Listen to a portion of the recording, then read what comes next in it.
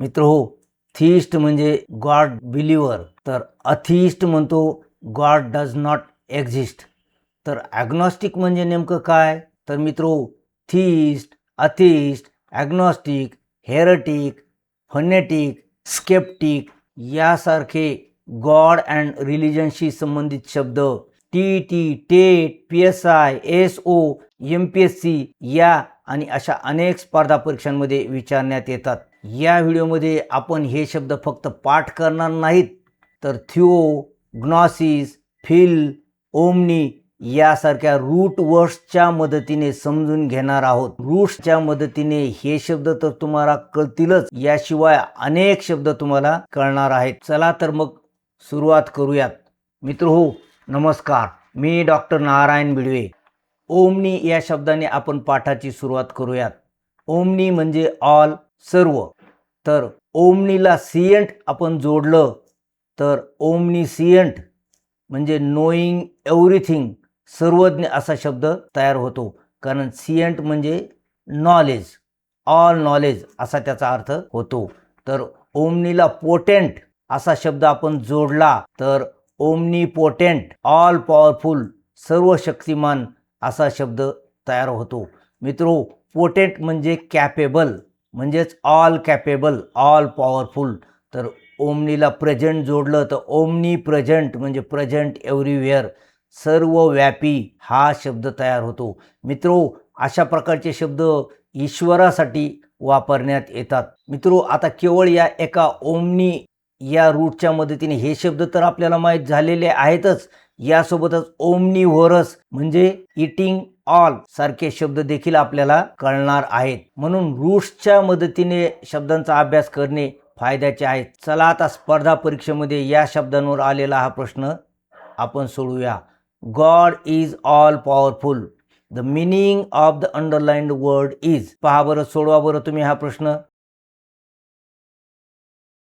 तर मित्रो, all powerful कशाला म्हणतो आपण? ईश्वराला म्हणतो. मग ऑल पॉवरफुल साठी कोणता शब्द आहे? ओमनीपोटेंट. चला आता आणखी काही रूट्सच्या मदतीने नवीन शब्द माहीत करून घेऊयात. पहा, या ठिकाणी थिओ हा रूट घेतलेला आहे. मित्रो, थिओ म्हणजे गॉड. आता थिओ पासून कोणकोणते शब्द तयार झाले आहेत पहा. थिओला लॉजी जर आपण लावलं तर थिओलॉजी अशा प्रकारचा शब्द तयार होईल. लॉजी म्हणजे स्टडी आणि थिओ म्हणजे गॉड किंवा रिलिजन. थिओलॉजी म्हणजे study of God or religion, म्हणजेच धर्मशास्त्र. तर थिओला क्रसी आपण जर जोडलं तर थिओक्रसी. क्रसी म्हणजे rule, rule by religious authorities असा थिओक्रसीचा अर्थ होतो, धर्मसत्ता. हे आपण गव्हर्नमेंट या व्हिडिओमध्ये पाहिलेलंच आहे. पूर्वी धर्मगुरू राज्य करत असत, त्याला थिओक्रसी म्हणतात.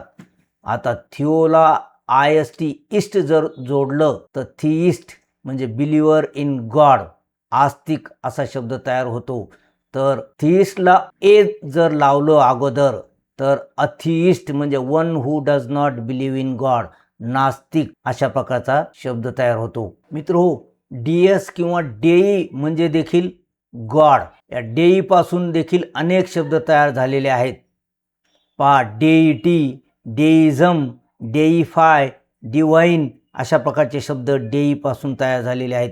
डेईटी म्हणजे देवता, डेइझम म्हणजे बिलीफ इन गॉड, आस्तिक्य म्हणजे ईश्वरामध्ये श्रद्धा असणे.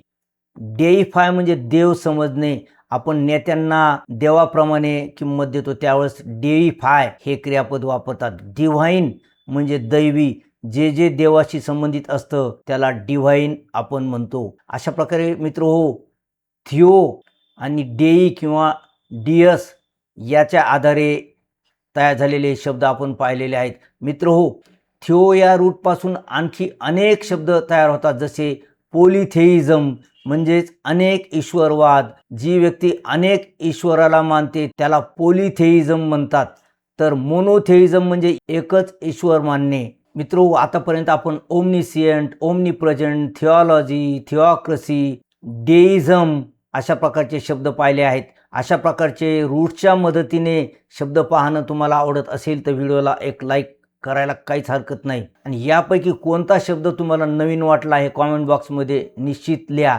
चला आता या नॉलेजवर आपल्यासाठी एक टेस्ट आहे.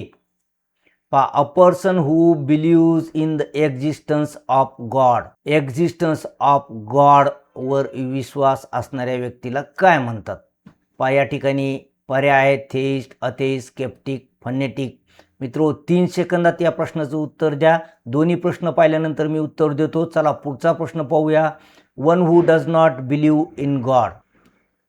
बिलीव्ज इन गॉड ला काय म्हणतात आणि डज नॉट बिलीव्ह इन गॉडला काय म्हणतात हेच आपल्याला सांगायचं आहे. या ठिकाणी देखील पर्याय आहेत. चला आता तुमची उत्तरे सोडवणी झाली असतील. आता आपण उत्तरे पाहूया. पर्सन हू बिलीव्ज इन गॉडला काय म्हणतो आपण? थेइस्ट. मग अथेइस्टला काय म्हणतो? हू does not believe in God. म्हणजे याचं उत्तर हे आहे. मग स्केप्टिक म्हणजे काय? तर स्केप्टिकला आपण संशयवादी म्हणतो. फनेटिकला काय म्हणतो आपण? कडवा धर्माभिमानी. अनरिलिजियस म्हणजे धर्म न पाळणारा. पेगन म्हणजे प्रस्थापित धर्मांचा देव न मानणारा, अनेक देव मानणारा मूर्तीपूजक. आणि थेइस्टचा अर्थ तुम्हाला माहीतच आहे. थेइस्ट म्हणजे ईश्वराला मानणारा. या शब्दाचे आपण अर्थ लगेच पाहणार आहोत. चला आता हे अर्थ पाहूयात. मित्रो ग्नॉसिस म्हणजे नॉलेज. हा शब्द चांगला लक्षात ठेवा कारण याच्यावर अनेक प्रश्न येतात. तर स्केप्टिक म्हणजे वन हू doubts accepted beliefs. Accepted beliefs म्हणजे जे प्रस्थापित धर्म आहेत त्याच्यावर शंका घेणारा, त्याला शंकावादी आपण म्हणतो. फेटलिस्ट म्हणजे जो दैव मानतो. Fatalist thinks that we can not control what happens with us. आपल्यासोबत जे घडतंय ते आपण कंट्रोल करू शकत नाही, वरून देवानेच ठरवलेलं असतं असं फेटलिस्टला वाटतं, त्याला आपण दैववादी म्हणतो. Fanatic is a person who holds extreme opinions about religion. कडवा धर्मवादी असं आपण फनेटिकला म्हणतो. कडवा, धर्मवेडा, अतिउत्साही. ईश्वराविषयी जर कोणी काही म्हटलं तर लगेच याला राग येतो. ॲग्नॉस्टिक. मित्रो मी तुम्हाला सुरुवातीला म्हटलं होतं ॲग्नॉस्टिक म्हणजे नेमकं काय, आणि इथे आपण ग्नॉसिस घेतलेला आहे. ग्नॉसिस म्हणजे नॉलेज आणि ए हा नॉटचा अर्थ व्यक्त करणारं हे प्रिफिक्स आहे. म्हणजे agnostic thinks that one does not know whether God exist. Agnostic काय समजतो की ईश्वर आहे की नाही हे आपल्याला कळत नाही. लक्षात ठेवा. अथेइस्ट ईश्वरावर श्रद्धा ठेवत नाही, परंतु ॲग्नॉस्टिक काय म्हणतो? I don't know whether God exist. ह्या ॲग्नॉस्टिकचा अर्थ चांगला लक्षात ठेवा कारण अनेक परीक्षांमध्ये हा आपल्याला गोंधळून टाकतो. ईश्वराच्या अस्तित्वाचे ज्ञान मिळू शकत नाही असे मानणारा म्हणजे ॲग्नॉस्टिक. हेरेटिक ही अपोजेस इस्टॅब्लिश्ड रिलिजियस टीचिंग्स. तर हेरेटिक म्हणजे धर्मविरोधी, पाखंडी किंवा बंडखोर सुद्धा. लक्षात ठेवा धर्माने जे प्रस्थापित केलंय त्याच्या विरोधात हा भूमिका घेतो, म्हणून याला बंडखोर किंवा पाखंडी म्हणतात. Pagan. Pagan is a follower of ancient polytheistic religion. पूर्वी फक्त ख्रिश्चन किंवा इस्लाम हेच धर्म समजण्यात येत असत आणि जे लोक अनेक देवांना भजत असत त्यांना हे पेगन म्हणजे मूर्तीपूजक किंवा बहुदेववादी धर्माचा अनुयायी समजतात. लक्षात ठेवा. ब्लॅस्फेम म्हणजे to speak disrespectfully about god or sacred things. जो ईश्वर निंदा करतो त्याला ब्लॅस्फेम म्हणतात. ब्लॅस्फेम म्हणजे ईश्वर निंदा करणे हे क्रियापद आहे, धर्म निंदा करणे. चला मित्रो आता याच्या आधारे तुमच्यासाठी आणखी एक टेस्ट आहे. Match the following. Optimistic, atheist, misologist, heretic याच्या जोड्या आपल्याला लावायच्या आहेत. 5 सेकंदामध्ये ह्या जोड्या लावा. आपण याचे अर्थ पुन्हा समजून घेणार आहोत. चला पुढचा प्रश्न पहा. Match the following. Philanthropist, atheist, pessimist, fatalist. चला मित्रो आता याचे अर्थ पाहूयात. ऑप्टिमिस्टिक म्हणजे आशावादी. A person who does not believe in God आहे का? वन हू हेट्स नॉलेज आहे का? One who acts against reason आहे का? One who looks bright side of things. Optimistic म्हणजे जो आशावादी आहे, ज्याला जीवनामधील चांगल्या गोष्टीच दिसतात, जीवनामध्ये चांगलं आहे असं हा समजतो. अथेइस्ट आपण पाहिलेलं आहे. थिइस्ट म्हणजे ईश्वरवादी आणि अथेइस्ट म्हणजे one who does not believe in God. Misologist. Logos म्हणजे मित्रो नॉलेज अँड मिसो म्हणजे हेट, म्हणजे जो नॉलेजचा हेट करतो असा. वन हू हेट्स नॉलेज, मिसॉलॉजिस्ट म्हणजे वन हू हेट्स नॉलेज. आणि हेरेटिक, आताच आपण पाहिलं हेरेटिक म्हणजे काय. हेरेटिक म्हणजे काय, one who acts against religion. चला पुढची जोडी पाहूयात. फिलांथ्रपिस्ट. मित्रो, फिल म्हणजे लव आणि अँथ्रोपोस म्हणजे ह्युमन बिईंग किंवा मॅन, म्हणजे one who loves mankind, a lover of मॅनकाइंडला आपण म्हणतो फिलांथ्रपिस्ट. अथिस्ट आपण वरच पाहिलेलं आहे. काय आहे, अ person who does not believe in God. Pessimist, इथं ऑप्टिमिस्ट पाहिलं आपण. ऑप्टिमिस्टिक म्हणजे आशावादी आणि पेसिमिस्ट म्हणजे निराशावादी. अ person who looks at the dark side of things, ज्याला केवळ जीवनामध्ये निराशाच दिसतात, वाईट गोष्टीच आहेत असं जो समजतो त्याला म्हणतात पेसिमिस्ट.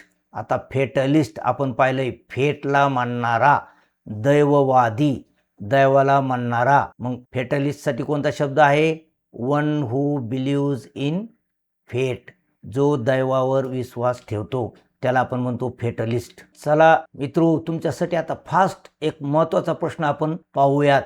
ॲग्नॉस्टिक आणि अथेइस्टमध्ये काय फरक आहे, सांगा बरं पटकन 3 सेकंदामध्ये. चला मी हा फरक सांगतोय. Agnostic thinks I do not know whether there is God, असं हा म्हणतो. अथिइस्ट काय म्हणतो, देर इज नो गॉड, हा म्हणतो गॉडच नाही. हा म्हणतो I don't have the knowledge. हा अथिइस्ट आणि ॲग्नॉस्टिकमध्ये फरक आहे, लक्षात ठेवा. मित्रो, या ठिकाणी घेतलेले हे सर्व प्रश्न या 3 पुस्तकांमधून घेण्यात आलेले आहेत. या 3 पुस्तकांच्या आणि महत्त्वाच्या व्हॉट्सअप ग्रुपच्या लिंक व्हिडिओच्या खाली दिलेल्या आहेत. आणि मित्रो, TET इंग्लिश स्टडी नावाच्या प्लेलिस्टमधील या ठिकाणी दिलेला हा व्हिडिओ अवश्य पहा. भेटूया या व्हिडिओमध्ये. Enjoy watching. थँक्यू.